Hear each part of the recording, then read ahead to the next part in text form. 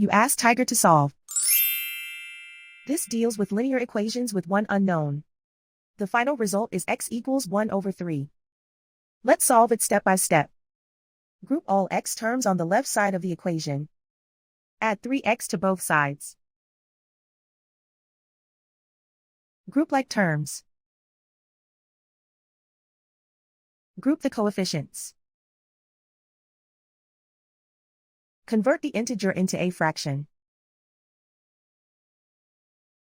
Combine the fractions. Combine the numerators. Group like terms. Simplify the arithmetic.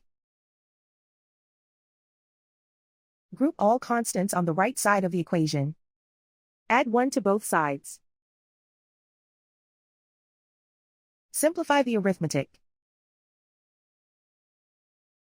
Convert the integer into a fraction. Combine the fractions.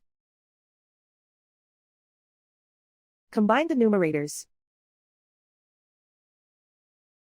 Isolate the x. Multiply both sides by inverse fraction 2 over 9. Group like terms. Multiply the coefficients. Simplify the fraction. Multiply the fractions.